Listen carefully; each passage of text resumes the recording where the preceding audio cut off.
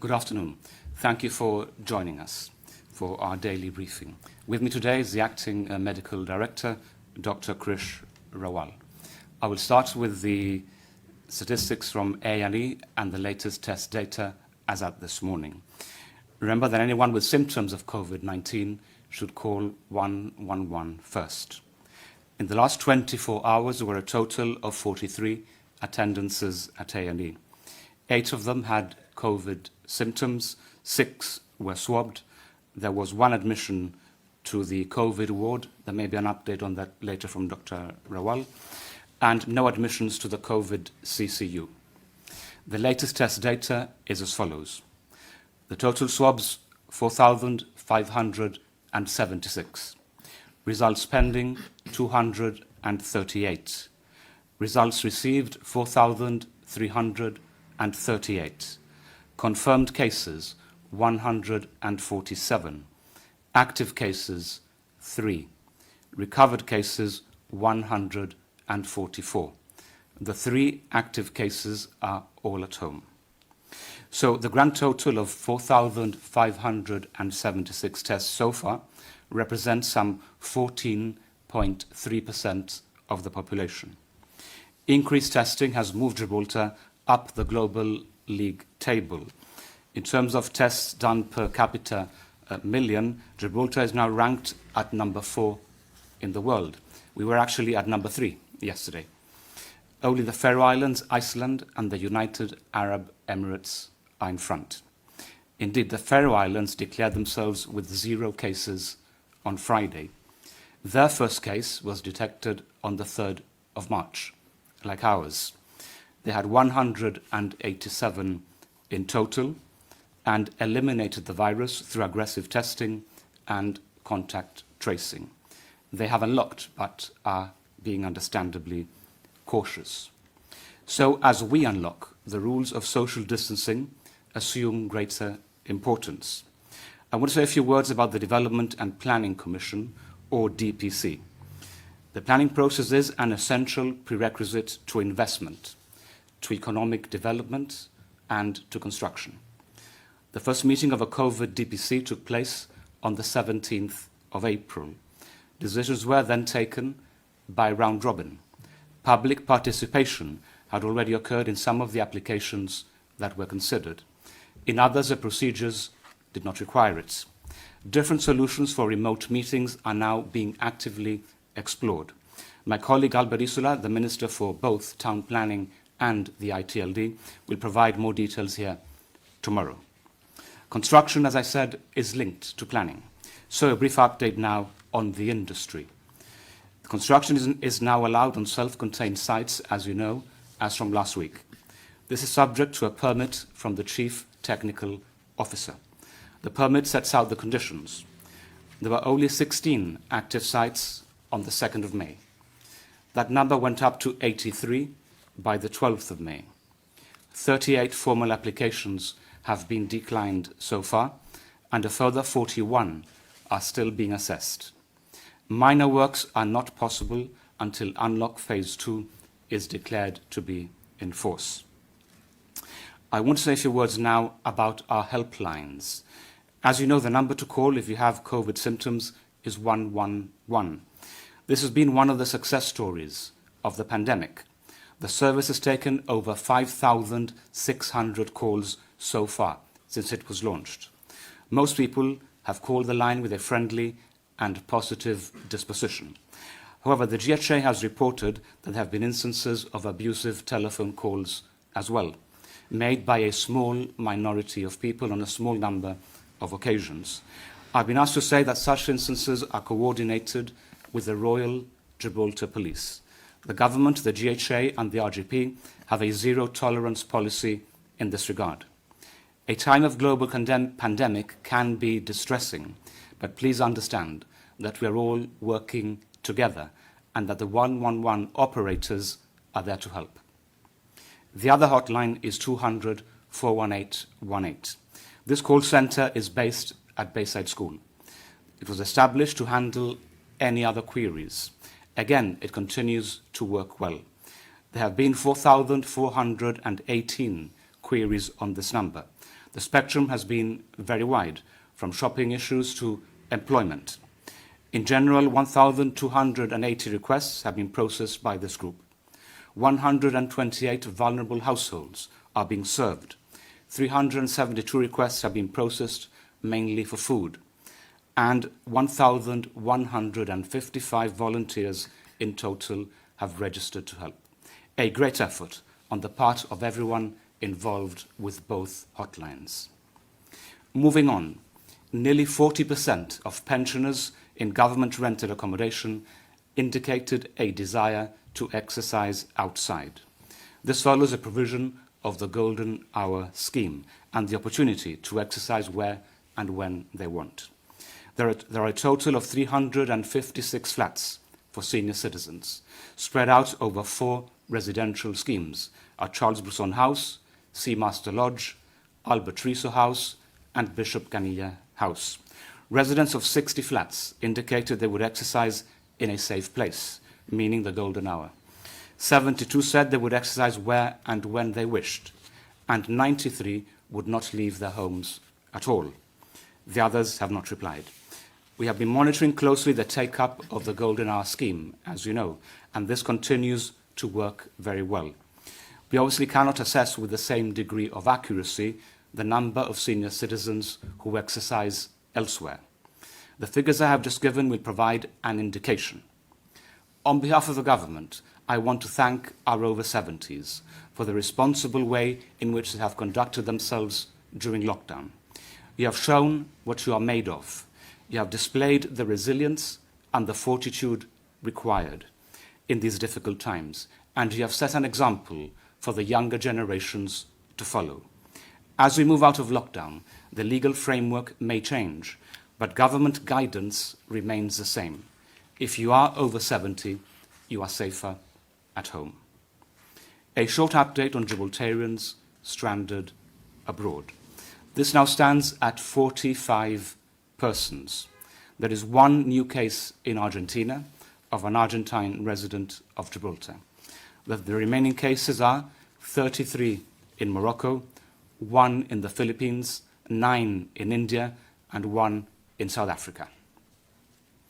On Friday, Spain will impose a 14-day quarantine period on persons entering the country.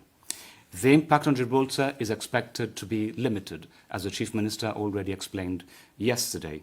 There are a number of exempt categories. This includes frontier workers, it includes crews of vessels or airlines, road hauliers, and healthcare professionals. Exempt categories will not need to quarantine. By way of reminder, the categories of persons who can enter Spain at present are Spanish nationals, persons officially resident in Spain, frontier workers, diplomats, and those who can prove force majeure. The government continues in touch with the Spanish authorities. I want to say a few words now on the UK's own plans to quarantine air passenger arrivals. A series of exemptions have been announced. The exemptions will be kept under review by the UK government, and it is expected that further details and guidance will be published shortly. The airlines are against the measure, as is the aviation industry in general, and the tourism world as well, for very obvious reasons. It is relevant to recall in this context that BA now has 4 flights from into London Heathrow from Gibraltar. The new schedule started on Wednesday, exactly a week ago. There were also flights on Friday, Sunday, and Monday. In that time, 271 passengers arrived in Gibraltar in total, an average of 68 persons per flight, and 349 passengers departed in total, an average of 87 passengers a flight. The numbers flying into the UK, therefore, are far from huge. This will no doubt strengthen our case. The Chief Minister has already raised the issue with London, and we will continue to pursue the matter further. This week, 12 BA passengers were refused entry into Gibraltar. They had intended to cross into Spain, but did not have the correct documentation to do so. In a separate incident, 19 passengers were denied boarding at Heathrow. The context was a possible flight diversion. In such cases, those without documentation to transit Spain are turned away. However, other passengers were wrongly denied boarding at the same time. In the end, they were allowed to fly the next day. BA flight operations have moved from Terminal 3 to Terminal 5. We are told that the staff there had not been fully briefed. The government, therefore, for the avoidance of doubt, restates the position. Travel to Gibraltar remains restricted due to the COVID-19 pandemic. There are 8 categories of persons who are allowed entry. First, registered Gibraltarians, either by birth or by naturalization. Second, persons with proof of residence in Gibraltar. Seafarers in transit with a pre-clearance letter. Spanish nationals in transit to Spain. Other nationals in transit to Spain with proof of official residency in that country. Persons with proof that they intend to work in Gibraltar. Military personnel issued with travel orders, and individuals holding a BCA electronic letter granting them permission. These categories will be published again today and shared with British Airways as well as with the Foreign Office for inclusion in the travel advice section on Gibraltar. Relaxation of lockdown, sadly, does not mean forgetting about COVID-19. We simply cannot turn the clock back to February, nor can we behave as if the virus no longer exists. Relaxation will mean adapting our daily routine. It will mean doing things differently. We may not go back to the world we once knew. Instead, we may move forward to a new world for as long as we need to, a world of mass testing and contact tracing, of hand washing and social distancing, of hand sanitizers and disinfecting, of face masks and temperature scanners. Remember that our unlocking document is not set in stone. Quite the opposite. It is subject to change, and such change depends on the progress of the virus, on our continuing efforts to track its movements, and on your cooperation in this new battle. We all know that lockdown was much easier than relaxation. That makes observing the rules as we unlock all the more important.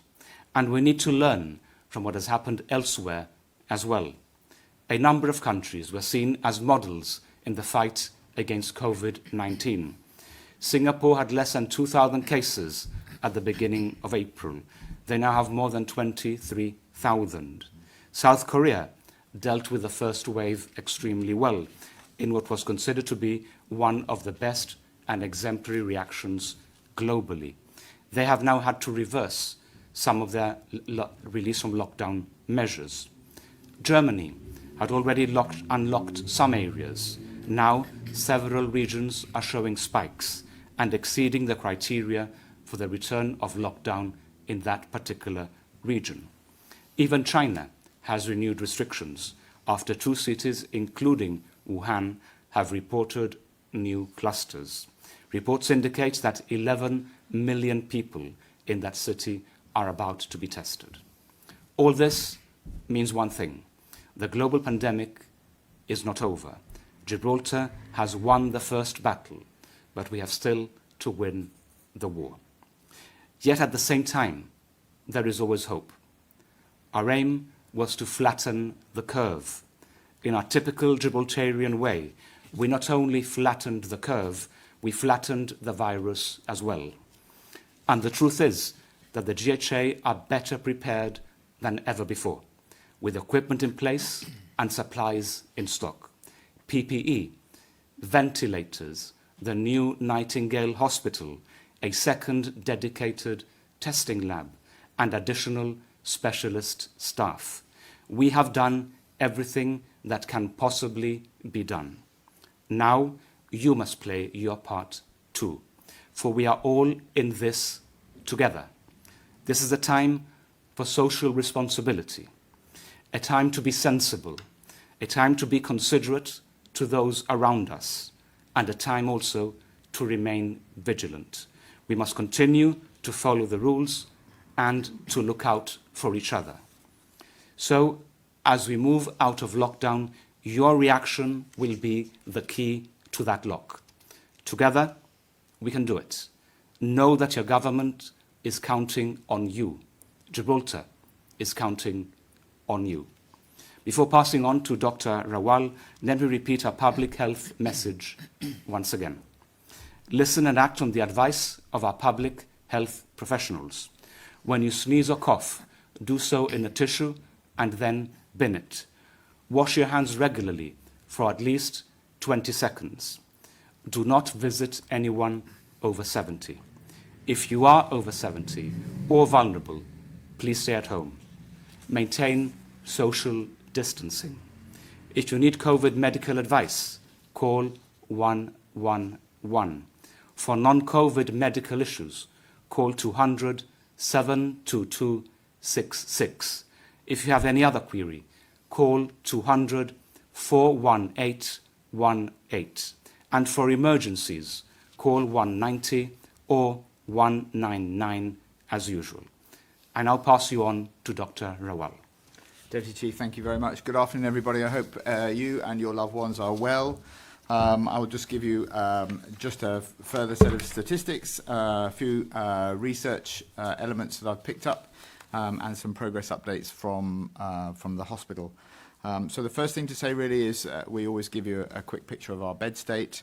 Our bed state has been remarkably steady over the last few weeks, and overall with the Nightingale facility we have a total of 443 acute beds, maybe you could call them, of which 65 are occupied and 378 are free. Then we have a total of 317 beds in the elderly residential services, of which 32, the other way around, 32 are free and 285 are occupied. So the grand total is 760 beds, which of course, as I've said many times, is quite a remarkable achievement.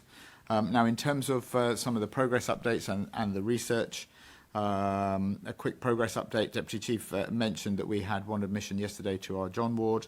The swab for that particular patient proved to be negative, so I can confirm that as of this morning we had no confirmed or suspected cases of COVID-19 in the hospital. And that's the report that we have been very privileged to report for many, many days now. In terms of research, over the last few weeks, I've been giving you some of the updates from many different studies. As you can imagine, the world is looking very closely at this virus and the many studies about the virus itself to understand it more and the medications that maybe potentially could help. Most of these subjects that we've covered, we've talked about antibodies, we've talked about medications, we've talked about hydroxychloroquine, we've talked about various antivirals, we've talked about vitamin D extensively, chronic health conditions, smoking. We've talked about why some countries and some people are more prone and others are not. We've talked even about things like pepper, garlic, chili, sunlight, salt water, all of these things. So that just gives you an idea of how much of a focus is on this particular virus and how many people are trying to understand it. The Unlock the Rock document actually gives you quite a clear guide to some of the myths around the virus as to whether some things help and some things do not. And if you look, the Unlock the Rock document is published on the government website, and I know there are many, many copies of it circulating around. If you have a look on page 65, you'll see some of the myths that go with the virus as to what works and what does not work. My best advice as your doctor is really to say that even though many of these things are myths, does salt water help? Does garlic help? Do all of these things help? Many of these are myths, and there's no evidence to say that they help with COVID-19. But the best thing to do is use any of these things which are part of your daily dietary routine or daily activity and lifestyle routine. Use them as health improvements. Use them to boost your immune system and allow your good health, allow a strong immune system to be your best weapon, along with washing your hands and the simple advice that we give you every time we have a press conference. Allow those things to be the way that we can fight this virus. From a research perspective, I'm sure some of you will recall many weeks ago we talked about a particular antiviral called remdesivir. In actual fact, I'm the first to confess that before all of this started, I hadn't even heard of this particular antiviral, and it still pops up now and then. There's a latest story in the UK media about a healthcare worker who took this particular medication and says that she was cured. But there's a very, very large-scale study in China which says that it still hasn't been proven. It's not been shown to give any shortening of the symptoms or rapid increase in improvement or clearance of the virus. So for the moment, that particular medication remains in trial. And of course, like many things, medicine is not an exact science, so that you will see sometimes these reports that come up, but we always have to be very careful how we interpret them. Now, we mentioned this yesterday, a huge number of studies, as you can imagine, are focusing on the antibody tests, because if you can gauge a level of immunity in a population, then that gives you an idea of how to scale medical services and how resistant the population is and how much of a potential for a first, second, third wave or long-term considerations for these viruses. The overall conclusion so far for many of these studies is that the antibodies the levels in the body for those people who have actually had the infection are lower than expected, so less antibody levels than perhaps we would hope. And this is in people who've had positive swabs, and it's looked across the board from people with no symptoms to people who've even been admitted into hospital and people who've been admitted into intensive care units. Now, that's not to say there are no antibodies. What that's to say is that we're emerging in terms of our understanding and our picture of this particular virus and how it generates some sort of immunity. Clearly, it must generate some form of defense and immunity in the body. It must do.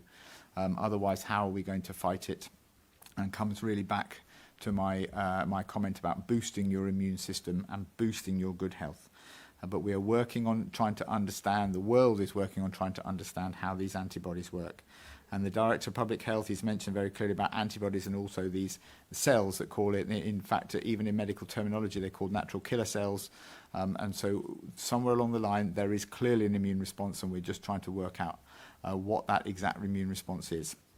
However, Director of Public Health and, in fact, the Chief Minister mentioned yesterday about our plans to antibody test.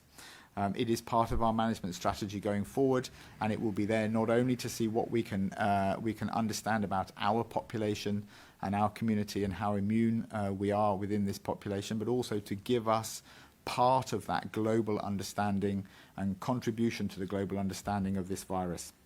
So our aim is to offer antibody testing to the whole of Gibraltar. And this will be a first. As you can imagine, many people are looking towards this, but we are very, very privileged to have a very close and small community. So this is the level of project that we can certainly consider and would contribute to global evidence and research sharing. Now, the tests themselves have been ordered. They are awaited from a company called Abbott. Abbott were one of the first companies to actually provide a reliable test. We've talked in many ways in the past about these little finger prick, the rapid tests, but they've proved very, very unreliable. So the Abbott test is a blood test, and that gives you much more reliability. So if you get a positive or a negative on the Abbott test, on the blood test, that will give you can rely on that result. So it's a blood test. Potentially my discussions have been with the clinical teams and the laboratory testing teams that we may even be able to process up to 500 of these tests a day. Clearly, logistically, taking 500 blood samples a day it is an enormous project, but once we start, we'd like to obviously do a project like this very quickly. The key really with Abbott is that we need to wait for them to deliver these tests as they are the first major company to produce these tests. They are clearly in global demand. We did anticipate this early, and we have ordered them, and we're expecting them in the next few weeks. But of course, that's something that we will, of course, keep you up to date with, and we will let you know as soon as these arrive and as soon as we are ready. I'm working on a proper testing strategy. We need to tie all the clinical and diagnostic teams together and then get on with the project quickly and understand. Now, in terms of what we would expect to find from there, we've said this before, I've certainly said this before, many people think that they've had this infection back as far as Christmas, maybe even just before Christmas. There have been reports from France that some people have had it even in December. And a lot of people were very, very unwell over the Christmas and New Year period. So it is very possible, whether we get a response or a conclusion from these tests, that there's a low level in the community or a high level, which perhaps is only short-lived, we will find out. But it will be very, very useful to even understand what's happened to us as a community over the last 3 or 4 months. But it's a countrywide study and a project like this which nobody so far has done. So as with many things, Gibraltar is at the front of this, and we will keep you informed when we receive the tests and when we're ready to go. Just to give you a quick progress update in terms of in tying in with the Unlock the Rock document, of course we are, the hospital is now ready to restart our clinical activity. We have to be very careful with this one for a number of reasons. Firstly, because we must tie our timeline into the Unlock the Rock document, because everything must be coordinated. There will be no point in starting a lot of clinical services if we were in a sufficient state of lockdown that people couldn't even attend the hospital. So everything has to be tied together. We must also bear in mind that all of the phases of the gradual return of our clinical activity must give us enough time to allow for any spike and allow the medical services to respond, if necessary, by going backwards again and stopping clinical services to deal with any surge in demand and increase in infections in the community. One of those key elements of the restarting clinical activity is screening, and I've had a number of questions about screening services, including Breast Cancer Support Gibraltar, and a number of other people have asked the questions about those, the concerns about screening and the fact that we've stopped a number of our screening processes. But of course, like all medical services, actually stopping something was a very, very difficult decision. We're of course aware that simply because the virus comes onto the scene doesn't mean that normal medical conditions disappear. And we are very aware that medical conditions are ongoing and have needed ongoing management. And for example, the GPs in primary care have increased very significantly the number of contacts with patients that they've carried out, from on average about 450 to 500 a day to almost 700 a day, admittedly mainly by the telephone. But that means that we have been maintaining a level of medical care, and we've also in the hospital, of course, carried out acute cancer screening services for patients who have been referred under the 2-week cancer referral pathway. So things have not been static, but of course we've had to obviously scale everything down. The reason for that, of course, is from a screening perspective. Can you imagine if somebody who's simply been invited for a screening, not even with a symptom, purely for a screening service, was invited completely well into the hospital and then was put at risk or in fact contracted a COVID infection simply for something that they were otherwise well with? So this is all about gauging risk. And of course, as I've said this very many times before, we would never knowingly place anyone at risk. And so we had to come to the difficult decision to not invite people in for a period of this while we were dealing with the pandemic. However, of course, now we're moving into a new phase. Community rates of infection are very, very low at the moment. But so we're going to start resuming clinical services, and that, of course, includes the screening services. By screening services, I mean specifically mammography, cervical screening, colon cancer screening, aortic aneurysm screening, well person screening, and a number of other surveillance medical procedures which we do, screening people and keeping an eye on them and making sure that everybody stays well. So where will we start? We'll start actually with screening patients who need early review. So what I mean by that is, for example, cervical screening is on average every 3 years. But some people may be invited, some women may be invited for an early review 6 months or 12 months instead of the 3 years. So we will start with patients who need an early review. We will start working through those lists, and many patients on those lists have already had phone calls from the relevant departments, and the departments are now making phone calls much wider now to the community to invite people in for screening. And we'll start with the early reviews, and then we'll open up from there.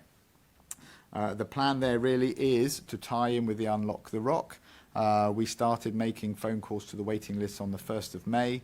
The next phase for us will be around about the 22nd of May and thereabouts. Not exactly on that date, but these are our timelines. And then from there we will go through to middle of June, the 12th of June, where we'll start doing normal screening. Now bear in mind that the clinical teams all have to put things in place. We've gone into a very different posture at the moment in terms of being prepared for this virus. So we're recalling all of our teams, getting all of our services up and running again. But those are the timelines they're given. And all of these timelines must allow for a pause between every increment in the service to just make sure that we're prepared just in case there's a spike in infections.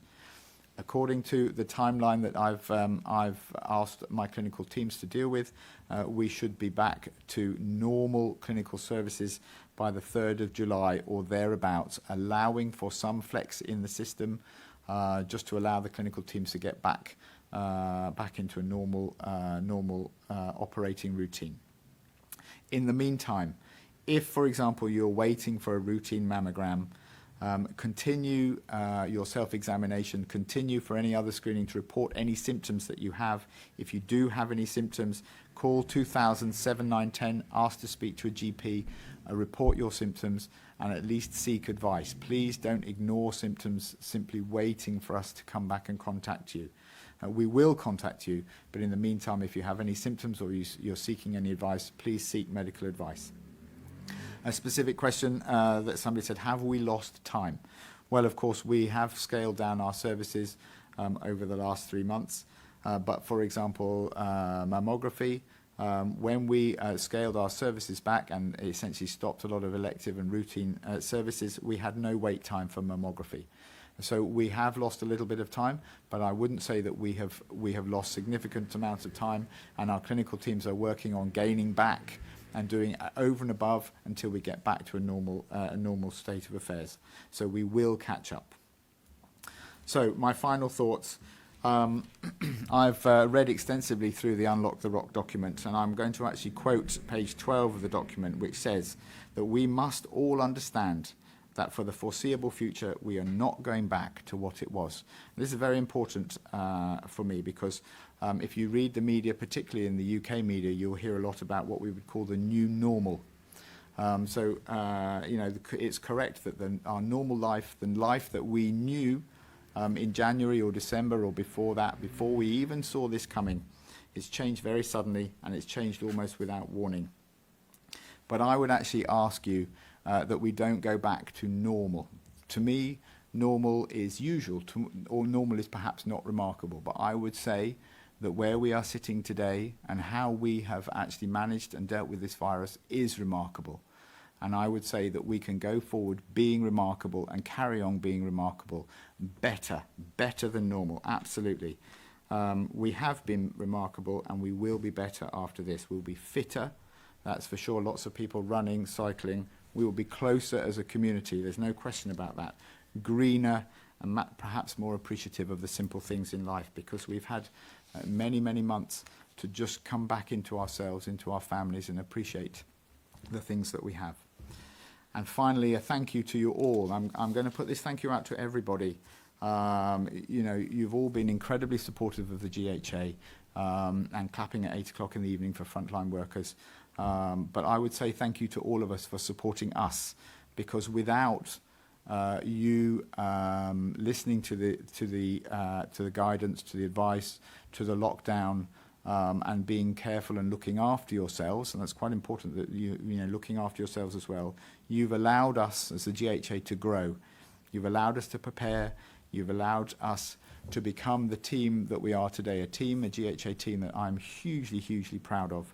So on behalf of the GHA, I would say thank you to you all for your help and your support. And also a big thank you to me, or from me in fact, not to me, but from me, for allowing me into your homes to speak to you, to answer your questions, and to be part of this journey with you. So thank you very much. Thank you then, Krish. Are there any questions? First question from GBC, and Dr. Rual, you'll be invited tomorrow on Viewpoint as well to answer questions. Okay. Just thought I'd get that one in. First of all, talking of those antibody tests, you say they've been ordered and they should be coming within the next few weeks. Can you give us some idea of sort of timescale? We don't know when they're coming, but once they do come, have you ordered 30,000? Yes. Enough for everyone? And then what happens? How long do you think it'll take to carry out the tests? And who's going to analyse the results? Okay, so we've actually ordered 35,000 of the tests with an anticipation to order more, because actually we'd like to extend this beyond the community as well, because of course we have cross-frontier workers coming, and so we would like to not only understand how our community sits in terms of the community resistance and the community receptiveness to any further infections, we would also like to understand those members, our neighbours who are coming in, who are working with us, and who may or may not be importing the virus into our community as well. So we need to understand that. In terms of timing, Abbott themselves have said they hope that these tests, and I'm being very careful what I say because I can't commit to a date for a company who is essentially gone from producing a few tests to producing a global demand test. They hope that they will have tests with us by June, and then after that, what we will do is we need to have clinical teams and people who will be taking the blood test, the laboratory who are already spoken to, who are prepared and are poised for this, and then we would need a contact system, a recall system, a result system. So it's a very, very significant project, but certainly not one we're taking lightly, but one that's quite close to my heart, one that I feel is very, very important. And is one that I would like to be able to deliver, and we as a GHA and the laboratory would like to deliver in support of the government, in support of the Unlock the Rock, and in support of the ongoing management strategy long term to support us.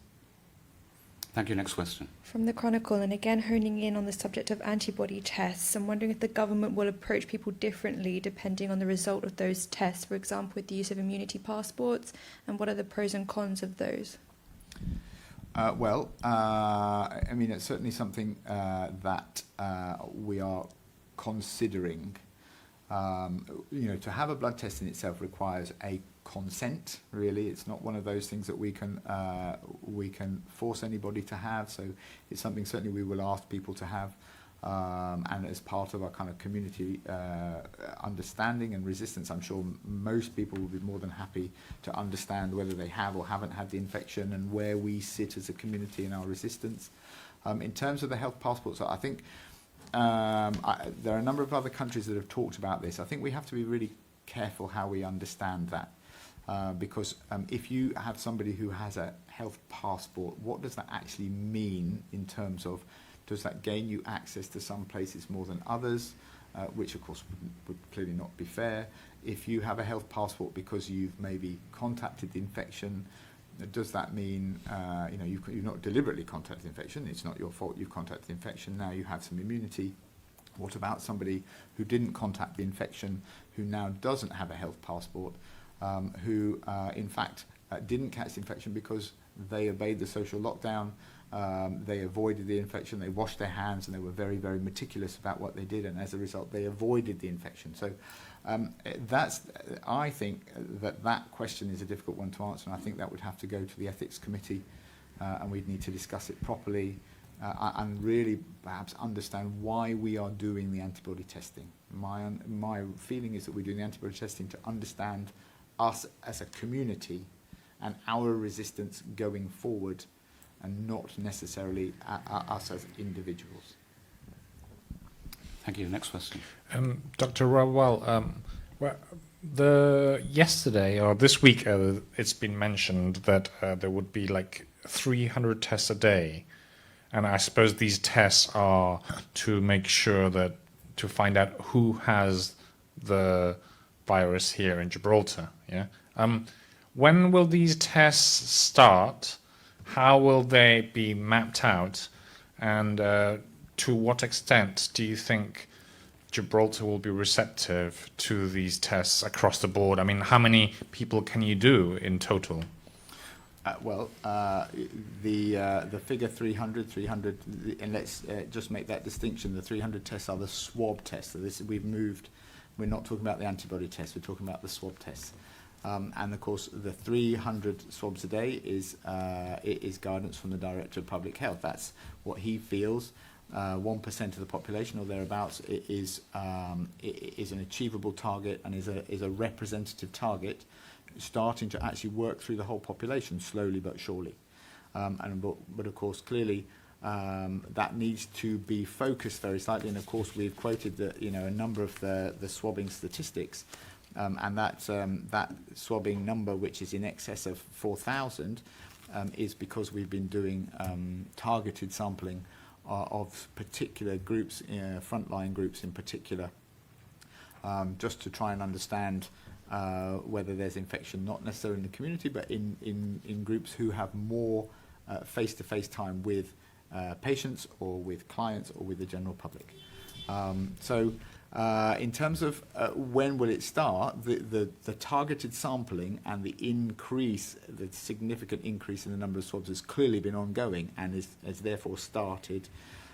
Some of the limitations have been pure capacity. So let's not forget that the laboratory, the GHA laboratory, who have been processing these swabs, is a diagnostic laboratory. So what I mean by that is that laboratory has also been dealing with the day-to-day blood tests and samples and everything else for the care of patients. And that's not just care of patients in the hospital, because you could quite rightly say, well, there's only a smaller number of patients in the hospital at the moment, but throughout the whole of the community.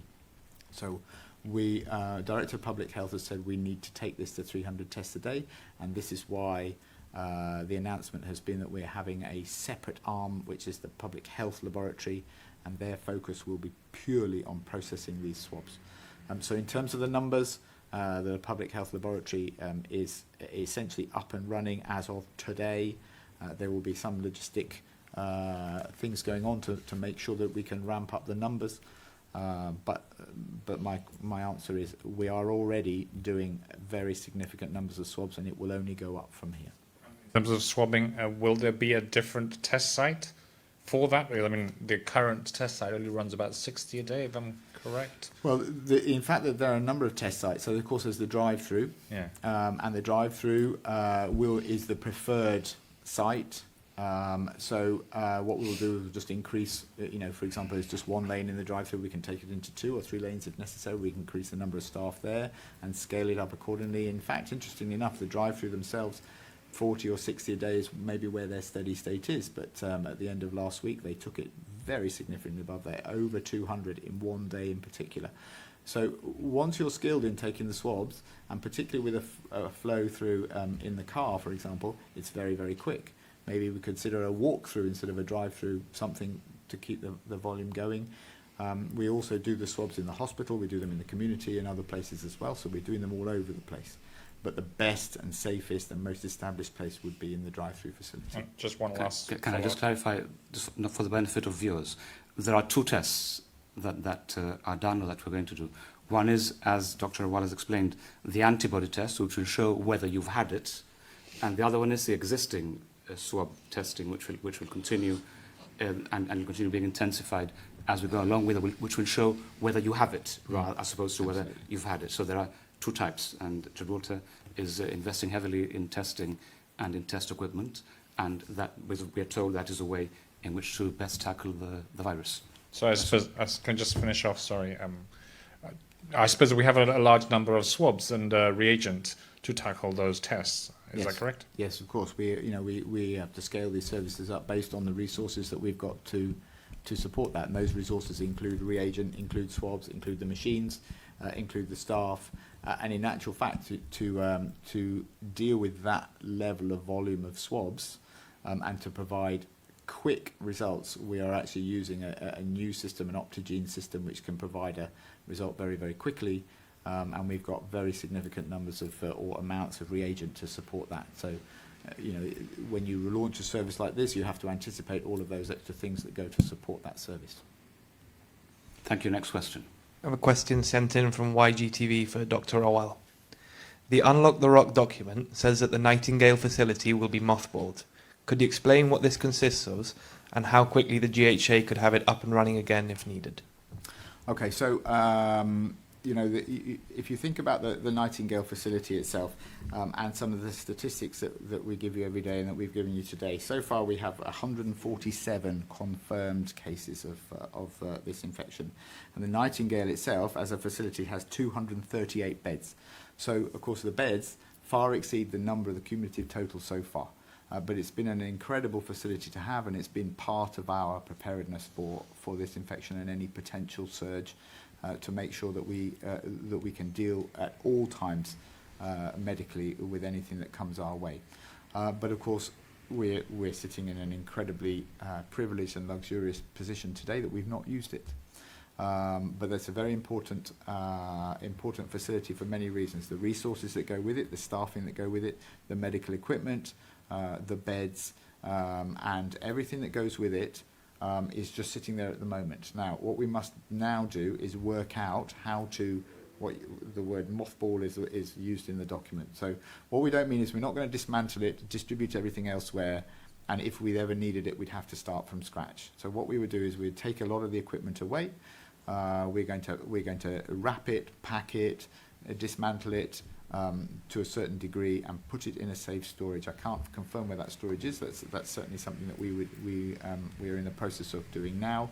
We're going through an inventory of what is up there, and then what we will do is we'll leave some elements there. So if you recall, when we opened the Nightingale facility, we apart from a little bit of background preparation, we opened the Nightingale facility in less than a week. We went from essentially an enormous sports complex to a 230-bedded hospital in less than a week. So what that essentially means is that some of the elements of that were relatively simple to put in. You put in a bed, you can put the covers on the bed, and some of the small pieces of furniture, and bring some of the equipment up. But some of those other elements, particularly, for example, the IT elements, some of the other elements of that and the support elements within that, took a lot longer throughout that period. So we will dismantle what we can on the basis of the fact that the things that, if we have to put it back, can be easily put back, and some of the elements we will leave up there, so that, because those are the things that might take longer to put back in place. In terms of how quickly we put it back into place, I would say that we need to work on a worst case scenario model. So if we needed it perhaps within 24 or 48 hours, it needs to be back up and running where it is today. And that is really how we would plan that. It means that the facility will not go back to being a sports hall at this stage. We need to wait and see how the virus develops. Yeah. Thanks. Next question, sorry. Dr. Elsia, again from GBC. You mentioned diverted flights. Are we saying that that Gibraltarians won't be able to fly? Sorry. Okay, I'll start again. Mic was off.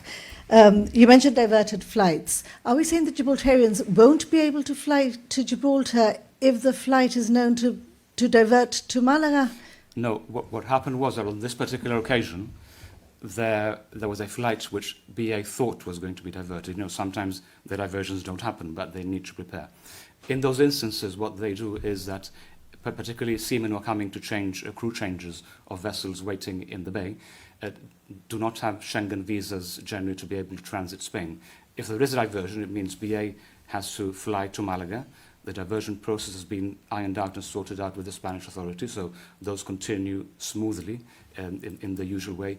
But those particular category of persons who do not have Schengen visas to transit Spain are normally sent back by the airline to the United Kingdom.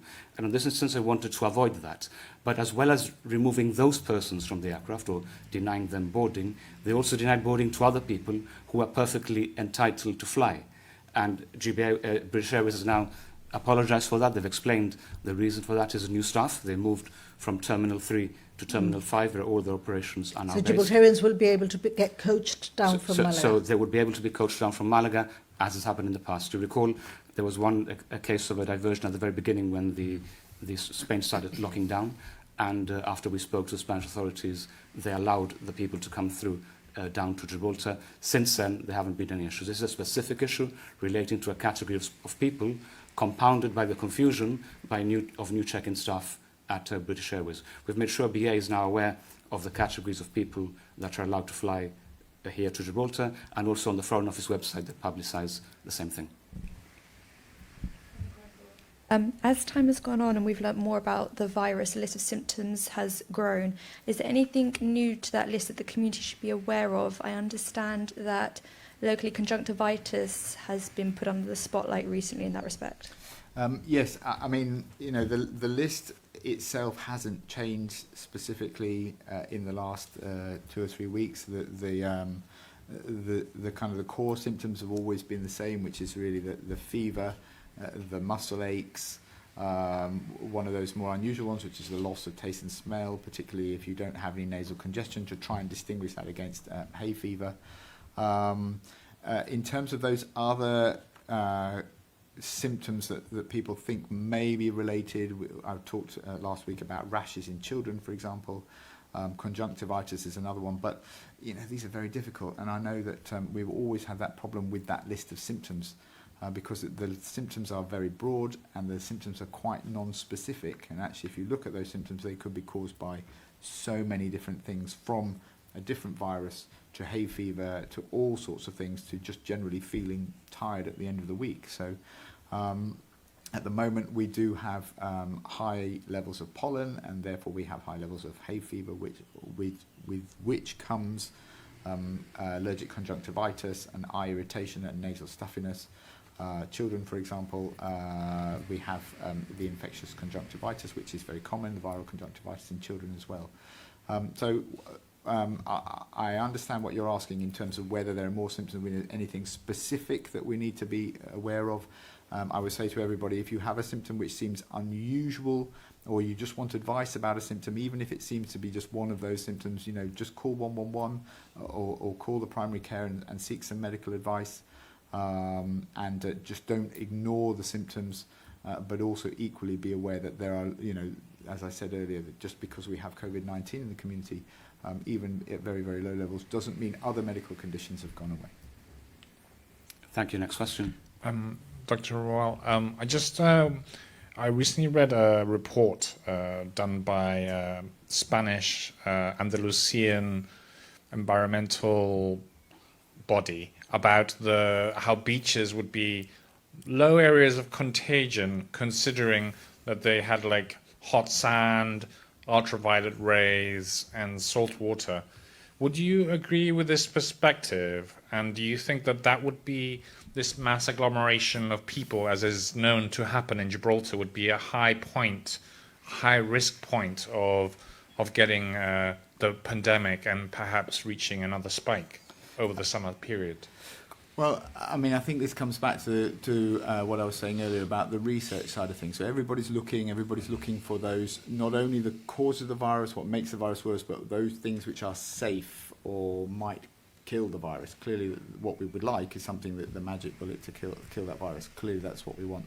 I think it would be. I don't think you could say that salt water, hot sand, and UV light, as in sunlight, would kill the virus, because there are many hot countries in the world which have had their own outbreaks as well. So heat in terms of a virus is not a protectant in any way.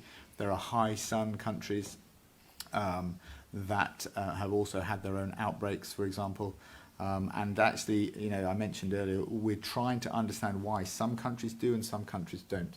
I know it's not quite what you're asking, but you know, there was an argument about the vitamin D, and they said that maybe people who live further south would be more protected because they had higher levels of vitamin D.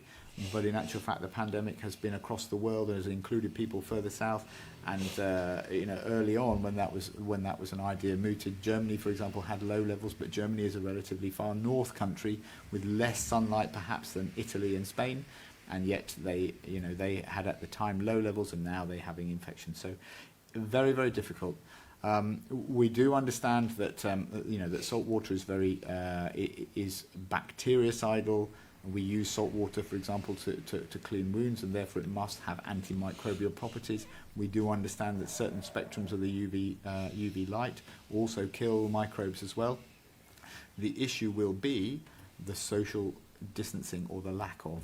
So being too close on the beach and we have lots and lots of wonderful beaches, but some of those beaches are quite small.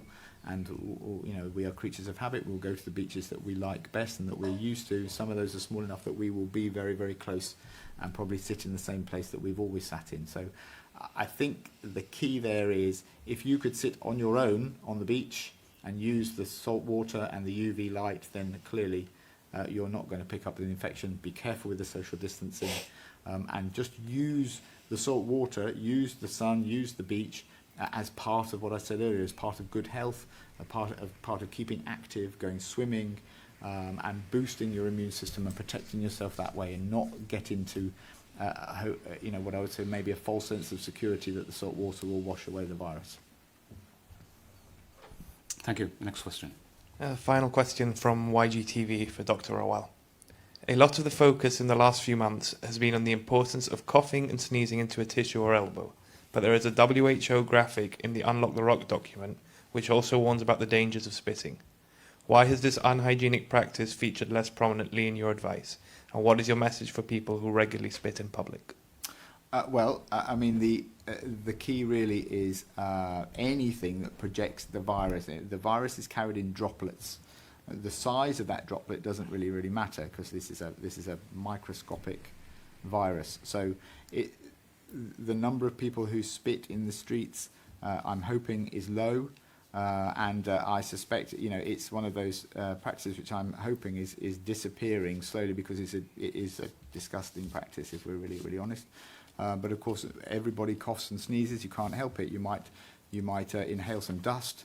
You might have a little bit of hay fever or a bit of infection, or you might inhale some dust or the fumes from a car, and that might make you cough or sneeze. So really, what the advice has always been: the catch it, bin it, kill it. Sneeze into the crook of your elbow. Is try not to project it, that is much more to appeal to everybody, because this is all about asking everybody to be careful about the droplet spread. But clearly, anything that generates droplets has the potential for spreading. Thank you. Sorry. Any other questions? We have two questions from the Panorama. When can hospitals be expected to return to normal? For example, handling non-COVID situations. So I think I covered that earlier. We're doing this as a phased approach. We're expecting at the beginning of July to be as close to normal as we can, bearing in mind also that the virus hasn't disappeared. The virus is still with us. We have to be very mindful of that. We have to change our practices accordingly. We have to phase everything very slowly, be prepared to go backwards as well as forwards if necessary, to protect people. But the beginning of July is where I've asked my clinical teams to start working towards, but we also must allow the clinical teams to go from essentially doing very little clinical practice to going back to a full spectrum of clinical practice, including catch-up from the time that we have stopped our clinical practice. So that's where we're aiming for, but we must allow some flex in time to allow the teams to get back to normal, and to allow us also to follow the timeline of the Unlock the Rock. And a final question from the Panorama on behalf of a reader.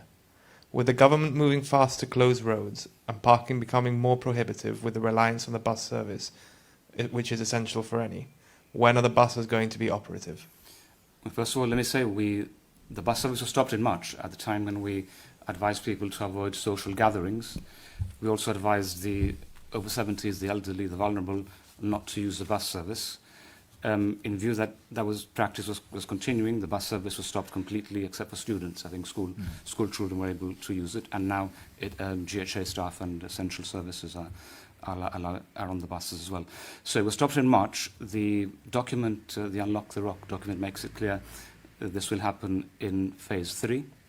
So in phase 3, the buses will be able to operate. I think they'll operate differently, again, to what we were used to. We were discussing earlier, we don't go back to the world that we left behind in February. So, for example, one thing which the document mentions is the requirement to wear masks on the bus, because you cannot maintain social distancing as you could in the open air. So the bus service will resume in phase 3. Phase 3 is on the 1st of June. And at that particular time, people will be asked to wear masks. So there will be a requirement to wear masks on the buses. So thank you all very much for your questions. Before I just finish with public health advice, let me tell you that tomorrow my colleagues, the Minister for Public Health, Professor John Cortes, and the Minister for Digital Services, Albert Isola, will be with you to address you and to answer any questions. So our public health message, again, is the following. Listen and act on the advice of our public health experts. When you sneeze or cough, do so in a tissue and then bin it. Wash your hands regularly for at least 20 seconds. Do not visit anyone over 70. If you are over 70 or vulnerable, please stay at home. Maintain social distancing. If you need COVID medical advice, call 111.